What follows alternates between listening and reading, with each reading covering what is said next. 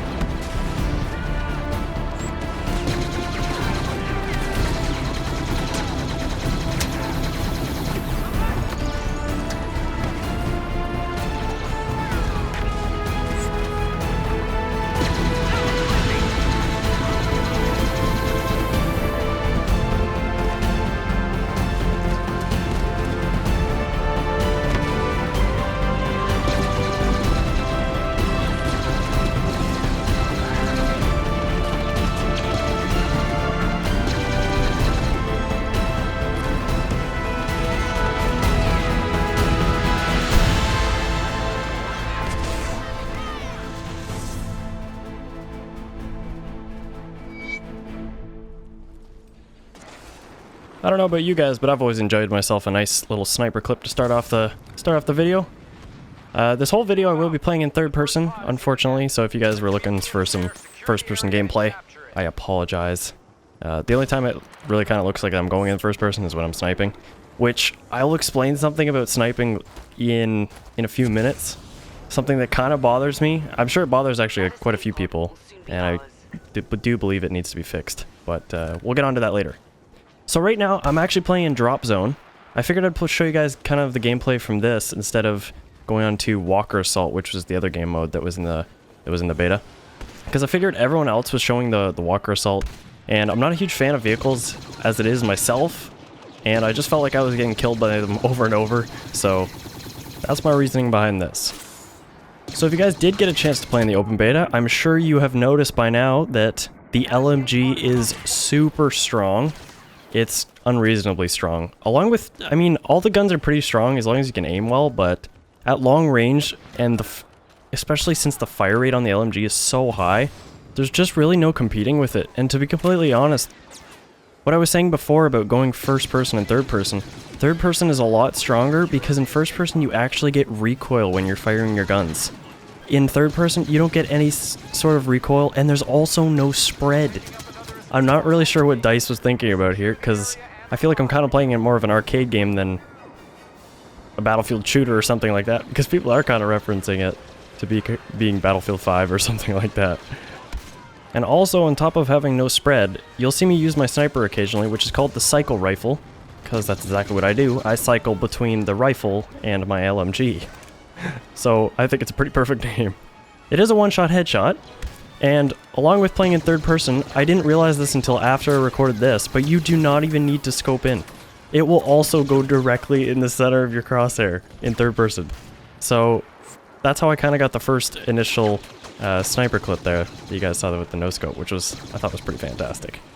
So throughout this video, you guys will see me play pretty aggressive. If you guys have been around on my channel for quite a while, you've seen me play some Dirty Bomb or whatever, and I tend to play really aggressive in games like that, and especially in a game like this where you can go third person and peek around corners, or down off cliffs as I'm kind of doing here. It gives me a high advantage with my type of playstyle, so that's why I continued doing it. I think I only died about 7 times in this game, and I got about 43 kills or something like that. And when I was playing Walker Assault earlier, I actually managed to go, I think, 73 and 7. I know that sounds pretty nuts, but, and for those of you who say, oh yeah, I'm sure it didn't happen, well, if you want the picker, it didn't happen, I will put it up on screen. Now, I'm sure a lot of people are probably thinking that I wasn't playing the objective and I was just sitting back camping or whatever it might be. That's not true. I was playing on the Rebel side, and on the Rebel side for Walker Assault, I think the map is called Hoth. Correct me if I'm wrong, but I believe that's what it's called. We're actually supposed to just capture 2 satellites and defend them so that when they're fully done captured, we're supposed to take down the walkers that way. That's how we start damaging them. We take down their shields that way. So if you guys have never played Walker Assault or you don't know much about it, that's how you play the game. At least on the Rebel side. Unfortunately, I didn't actually record that game, or I probably would have uploaded that one instead, because of course it has a lot more kills. Nearly 100. But the reason I'm not uploading that one is because I was just kind of leveling up at the beginning there, and I didn't actually know the map too well. And I just managed to pull off a game like that, so next time I'll start recording right from the beginning. And then hopefully I'll be able to bring you guys the really good footage. But enough about that game, and I'll talk more about this. So I'm sure you guys have understood the gameplay so far, in this game mode anyways, especially since it's called Drop Zone. I figured it's just kind of self-explanatory. A drop pod actually comes down, and you're supposed to capture it, so you just kind of hold E from a fair distance. You don't have to be extremely on top of it, but you do have to be close enough, and then I think it takes about probably 2.5 seconds to 3 or something. And then you can capture it, and you're supposed to defend it. So I guess it's kind of like a King of the Hill game mode for Star Wars. So I guess I should explain the card system now. As you guys can see, I have been using the cycle rifle, so you guys have seen that a few times now. And along with that, I've been using a jetpack. Now the left and right card, I can actually choose between, or which are primaries. So I can choose between either the cycle rifle, the jetpack, or a grenade at this very moment. I could have went with the grenade, which I should say the grenades are extremely strong. And that's probably an understatement. I'm not joking. They even clip through walls. I'm not sure if it happens to me in this game, but if somebody throws a grenade at you and you're hiding behind a rock and it's on the other side of the rock, it will still kill you. No joke. And there's been so many times where I've been on the other side of a rock, or I've even seen the grenade and it goes right past me and it doesn't even show the grenade marker anymore. And it will still kill me, because apparently it's still in range. So I think DICE needs to nerf the range on the grenades a little bit. My middle card, which you're seeing right now, is actually a shield, so it blocks a lot of the shots, but not sniper shots. I love how that guy adjusted my proximity mine. Trip mine I actually got from a token, which you can pick up on the map. It's kind of like kill streaks, I guess you could say. That's how a lot of people are explaining it. So they're just kind of randomly placed around the map. They always spawn in the same spots, but I guess the one that you get is always randomized. Unless you're playing a Walker Assault, then there's, I believe, certain ones have certain spawn points. Like higher up ones, like if you want to actually get in the AT-AT, which is the Walker. The big dinosaur looking things. Now I know it doesn't look like I'm always playing the objective in this game mode too much, but to be honest, I had a pretty decent team, and they always seem to be on the point capturing it already before I even got there. Or there was the one time earlier where I did capture it myself because he died to a smart rocket, where one of the Empire guys picked it up from a token. Or as we like to call them, scrub troopers. I'm gonna get hate on. That's alright. The force is strong in this one. So there is a clip coming up where I am third person sniping, and I do slow it down real quick. You'll see it right here.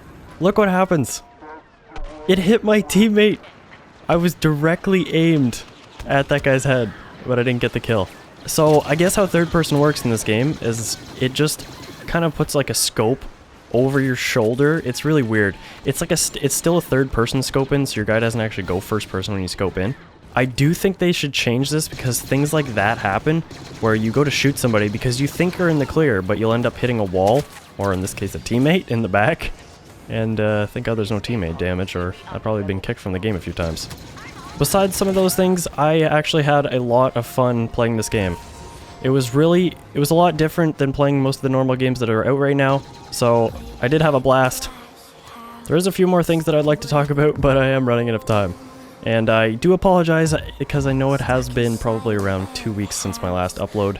I ran into some computer problems, but it's all fixed and everything's running great again. So I hope you guys enjoyed the video. You'll have to let me know what you guys think of the beta if you did actually get a chance to play it, because I am curious to hear your thoughts. So I guess I'll catch you guys in the next one.